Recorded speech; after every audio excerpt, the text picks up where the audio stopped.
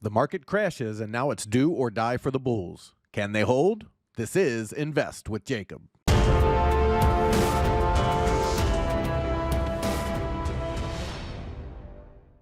Okay, guys, so in yesterday's video, we were looking for a little bit of a push higher towards that 4,400 area, but the bulls fell short at 4,380, and the bears took it down strongly. Now the question is, can the bulls hold a major area of support? I'll get into that in just 1 second, but first, if you're new here, welcome to the show, guys. My name is Jacob Gabbard, and this is Invest with Jacob, where we use Elliott Wave Theory to break down the SP 500 and the NASDAQ. Highly encourage you to hit that subscribe button down below so that you can get our daily S&P updates, our trade setups, and our buy alerts. All right, guys. As I mentioned yesterday and all the time, I do this to help people understand the stock market, to trade better, and to learn how to finally trade the market with some confidence. As you can see on the screen, that's what we do, and we do it at a great value. If you're interested in joining this winning team, stay tuned for later in the video. For now, let's jump into the chart and take a look. Okay, guys, so here we are on the 1-hour futures chart for the S&P 500. And yesterday we were looking for them to come up a little bit higher, up towards this peak here to challenge that and then down, but they were unable to do so. They came up about 15, 20 points short of that target and then shot down from there. But ultimately, our whole target since up here has been down here in this 4,300 area, and that's exactly what has played out. So we are in a critical level. And the reason for that, if you watched our big picture update on Monday, is that the 4,200 level on the SPX, which translate to roughly 42 or so on the ES, must hold for the bullish all-time high potential to play out. If it doesn't, we are likely in the much bigger C wave down that I forecasted all the way in last October. So what we would look at here is the move down is potentially the end of 3 of 5. So we have this red wave 5.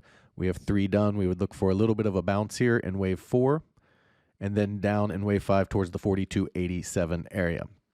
Now, they can continue a little lower down to the 1,236 fib of the bigger move, which would be 42.46, and that's really the breaking point for the bulls. Just a few points below that would be 4,200 on the SPX, and if that breaks, then it is very unlikely we continue in the bullish path towards new all-time highs. So the bulls are really at a critical level here. There is a lot of support at 4,200, and should we get down that low, I would expect a reaction no matter what. So the reason for that would be if we're in the bearish scenario, the bearish wave 3 would target that 42.46 area as the 1,236.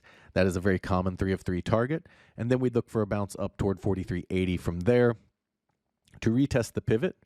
And then we'd look for the breakdown that fully breaks the bullish pivot and ends the idea that we should be going to new all-time highs. Now, how this bounces, whether it's from up here or down here, wherever it bounces from, but it should be in that region, how this bounces is extremely important.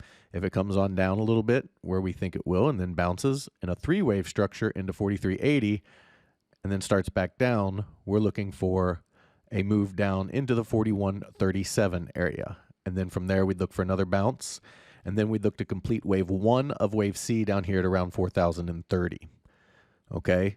If, however, the bounce is stronger and a 5-wave impulsive move, and we see this kind of move back up, then it's much more likely the bulls are going to take back control of the market, and we're going to look back towards the 4,800 area. So this is a really key level, a really critical juncture in the market that the bulls must hold. Essentially, from here at 4,300 down to the 42.43 area on the futures chart, 4,200 area on the SPX chart, that is where we must see the market hold, and then what kind of bounce or structure we get from that bounce would be key.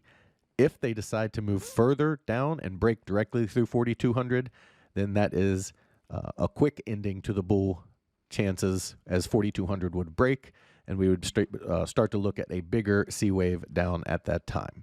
Over on the NASDAQ, we have a similar type of setup where the wave 4 got stopped out. They pushed down through the 2.0. We would look for them to go ahead and continue to the downside a little bit further down towards this 14.405, which is the 1.0 extension. It is lagging the ES a little bit, and this is a solid sign if you are bullish. There are a few other things like weekly bottoming signals and some other stuff that we have, but these are a couple of signs that say that the bulls could try to bounce it from here.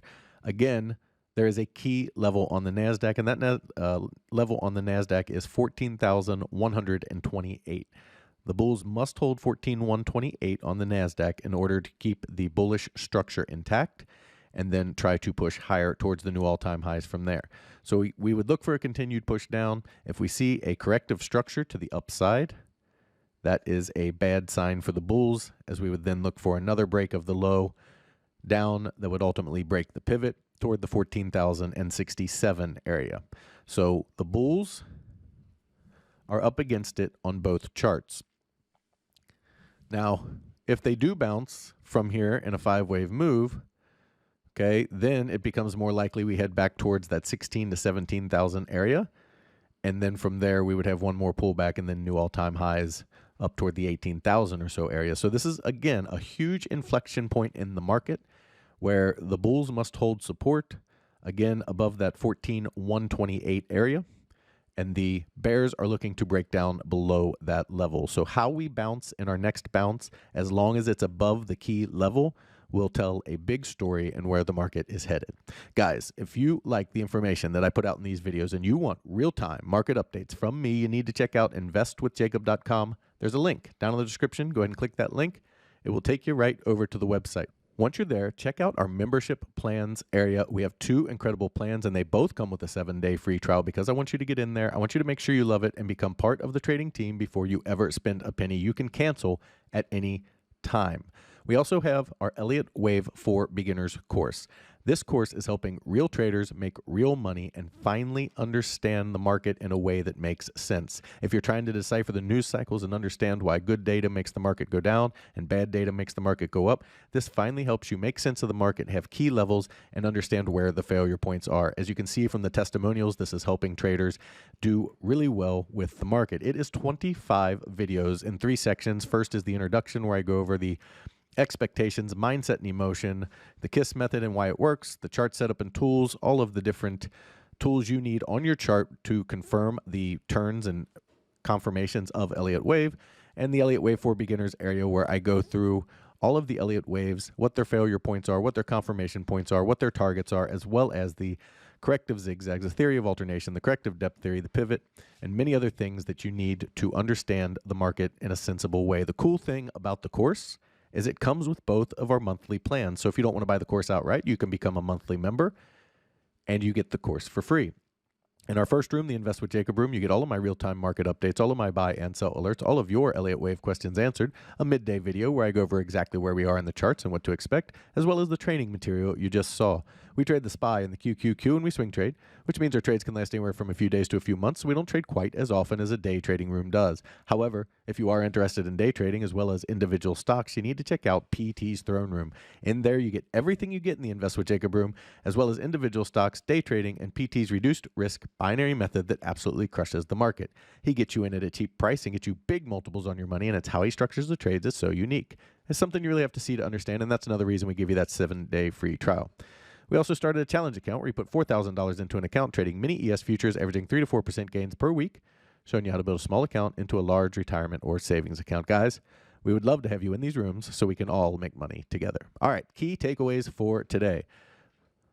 Essentially, 42.43, 4,200 on the SPX, 42.43 on the futures.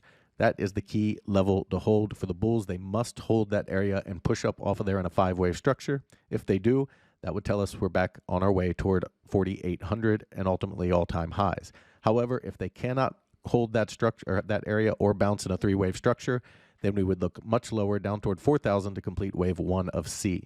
Over on the NASDAQ, that number is 14,128. As long as the bulls are above that, they can hold a low and push up in 5 waves to take us back towards the 16,000 area. However, if 14,128 breaks, that is likely the end of the bull run, and we would be looking much lower. Guys, that is your market update for today. I will talk to you tomorrow.